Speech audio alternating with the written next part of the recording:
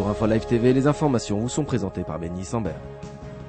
Le consul des États-Unis en Israël, Jacob Wells, a rencontré ce mardi le ministre palestinien des Finances, Salam Fayyad, dans ce qui constitue la première rencontre entre un haut responsable américain et un membre du nouveau gouvernement d'union palestinien. Les États-Unis rompent ainsi avec la position d'Israël. Ce mardi, le ministère des Affaires étrangères a annulé une rencontre avec un haut responsable norvégien au lendemain de la reprise de l'aide norvégienne à l'autorité palestinienne. Sans transition, les écoles palestiniennes enseigneraient la justification du terrorisme, la haine d'Israël et c'est nouveau, le négationnisme. C'est ce que montre un rapport présenté lundi à la commission israélienne parlementaire pour l'éducation. La guerre avec Israël demeure une option pour Bachar el-Assad. Le président syrien, dans un entretien pour un quotidien saoudien, réitérait des propos contradictoires, alliant proposition de paix avec l'État hébreu à des menaces bellicistes, tout en définissant Ehud Olmert comme le plus faible des premiers ministres de l'histoire d'Israël.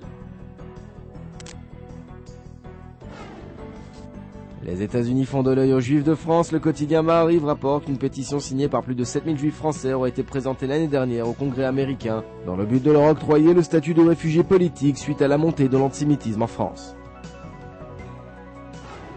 La société Elbit, le géant de la défense israélien, a dévoilé le Skylark One, sa nouvelle génération de drones au salon aéronautique d'Australie. Destiné à des vols de courte distance, le Skylark dispose d'une grande capacité d'adaptation qui lui permet d'opérer quels que soient les reliefs et les conditions météorologiques. Grève générale mercredi, la centrale syndicale Histadrut gèlera l'ensemble du service public israélien demain, et ce pour protester contre le non-paiement des employés municipaux de plus d'une trentaine de localités en Israël. Notre programme sur InfoLive TV, c'est un point complet sur le soutien de la Norvège offert au nouveau cabinet palestinien.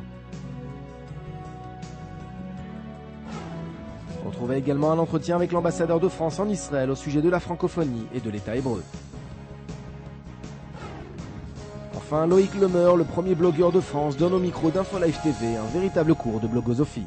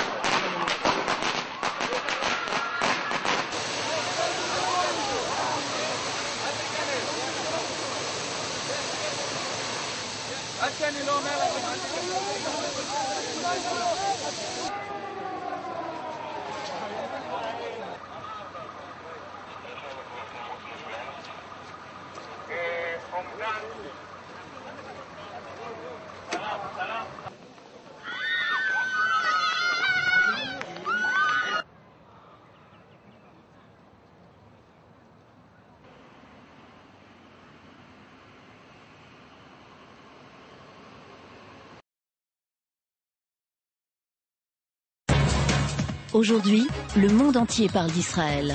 Mais qui parle d'Israël au monde entier, en temps réel, en 4 langues et en direct de Jérusalem? InfoLive.tv, la première chaîne de télévision internationale israélienne. 24 heures sur 24, 7 jours sur 7, suivez de l'intérieur l'actualité d'Israël et du Moyen-Orient. Des reportages, des interviews, un grand journal et des flash infos en images dès que l'actualité l'exige. InfoLive.tv, votre regard direct et vrai sur l'actualité d'Israël. Retrouvez InfoLive sur internet www.infolive.tv.